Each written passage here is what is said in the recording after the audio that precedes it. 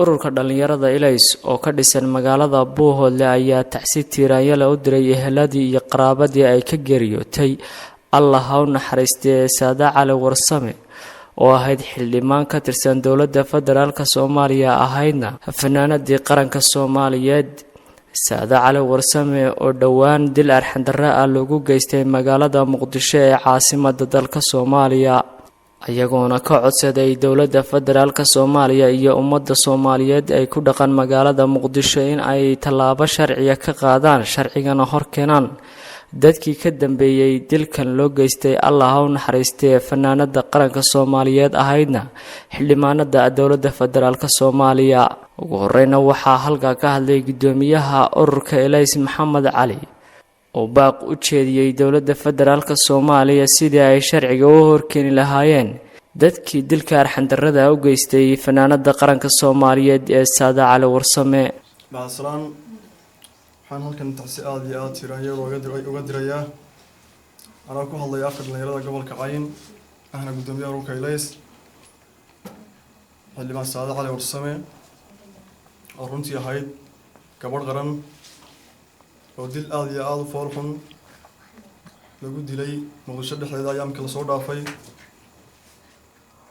eheliyadii qoyskii iyo eheliyadii iyo dhammaan ummadda Soomaaliyeed intii dilkeeda ka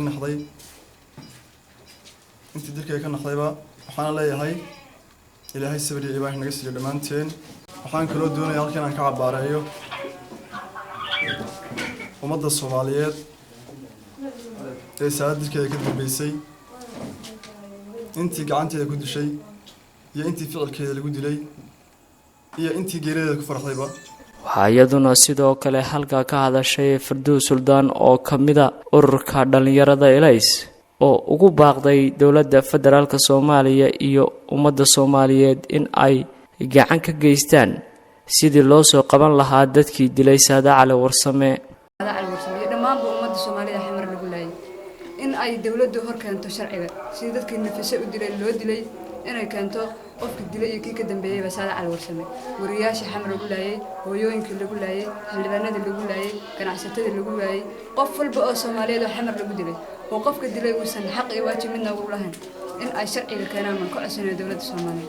waayo haddaan taasi dhicin oo ah tii dowladda loo doortay dadku waa qabiil isdabagelaya. waxaa iyaguna sidoo kale halka ka hadlay qaar ka mid ah odayaasha iyo waxgaradka ka soo jeeda magaalada Buuhoodle, ururada haweenka iyo qaar ka mid ah dhalinyarada ku dhaqan magaalada Buuhoodle, ayagoona si wada jir baaq ugu diray mas'uuliyiinta ugu sarreysa dowladda federaalka Soomaaliya iyo ummadda Soomaaliyeed ee ku nool magaalada Muqdisho in ay baaritaan ku sameeyaan sharcigana hor keenaan dadkii ka dambeeyay Allah ha u naxariistee dilkii Saada Cali Warsame. ilaahay waxaanu ka baryaynaa Saada Cali Warsame ilaahay inuu naxariisto.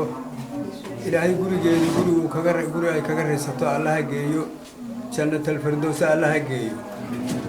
kuwii biqayr alxaq ku dilay iyadoo sooman oo tobankii dambe ee Ramadaan joogta oo ay sooman tahay biqayr alxaq ku dilayna ilaahay waxaanu ka baryaynaa ilaahay inuu soo qabto isaga awood u leh oo uu keeno sharciga islaamka halka lagu xukumo kaasoo kale iyaga iyo khayrkooda.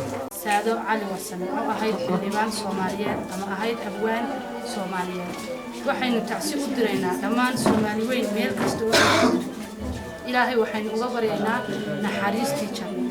waxay dhimatay bil barakaysan, waxay dhimatay tobankii dambe ee Ramadaan. waxa la sheegay inay soomanay waxay qof islaam.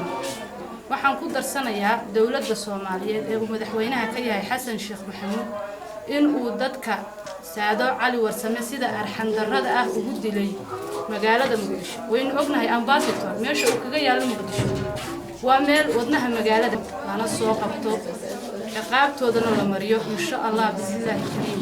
waxaan halkan tacsi tiiraanyo iyo xanuun badan uga dirayaa eheladii ay ka geeriyootay Saada Cali Warsame, Saada Cali Guray oo ahayd abwaanad Soomaaliyeed ahaydna xildhibaanad Soomaaliyeed oo ay dil falxun ugu geysteen dambiilayaashu Muqdisho. ayaan tacsi tiiraanyo iyo xanuun la uga dirayaa halkan eheladeedii iyo qaraabadeedii iyo ummadda Soomaali weyn iyo muslimiinta oo dhan.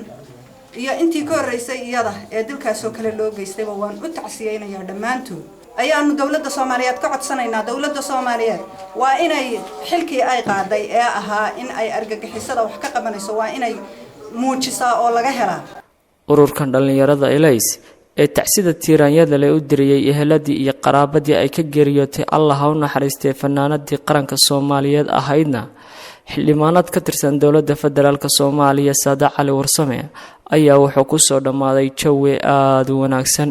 Maxamed Cali Bilo, telefishinka qaranka Soomaaliya, Buuhoodle.